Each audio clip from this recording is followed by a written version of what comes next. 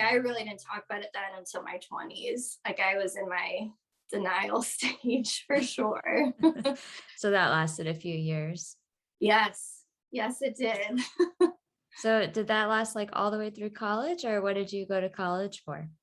So I went to college at the University of Toledo. I majored in recreational therapy with the intention of becoming an occupational therapist.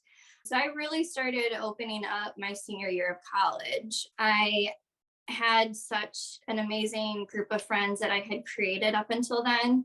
And it was just something where they were kind of starting to piece a couple of things together, like, like Gracie bruises just really, really easily. Like there has to be like something else going on. And I just like would never talk about it. And so I like had a really good sit down conversation with my roommates at the time. And that was when it kind of really started for me to be okay with talking about it. Up until then, like I had talked about like separately with other closer friends and family members. But that specific instance, like when I was a senior in college, I'm like, okay, I'm about to, enter into the real world.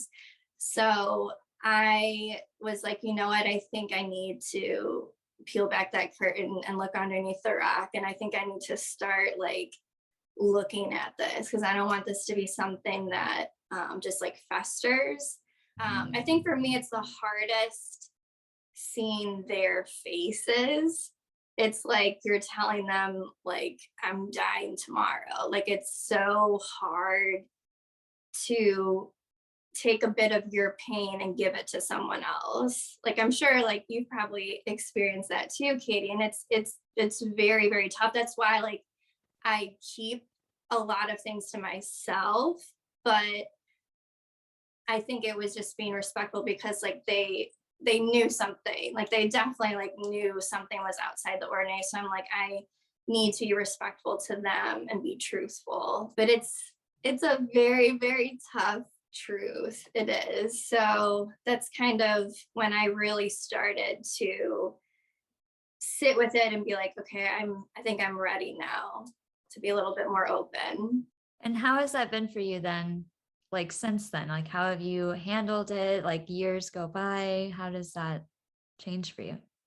For me, I need experience to teach me how to handle this. Like I needed certain people in my career. I needed certain patients I've worked with. I've needed certain teachers to kind of like a message that they say or a conversation I have that leads me to be like, okay, you know what, like it's okay for me to start to be open and to start like this isn't totally the end of the world. Like there are things that like I can still do or that like obviously like a lot of my life goals and dreams have been edited dramatically for sure.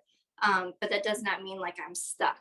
So for me, I just have had a lot of little life experiences along the way that have helped make it a little bit easier for me to kind of unpack the VEDS box for sure. Yes. I love the way that you put that, unpacking the VEDS box. Yes, it's a big box. Yes. It's a big box.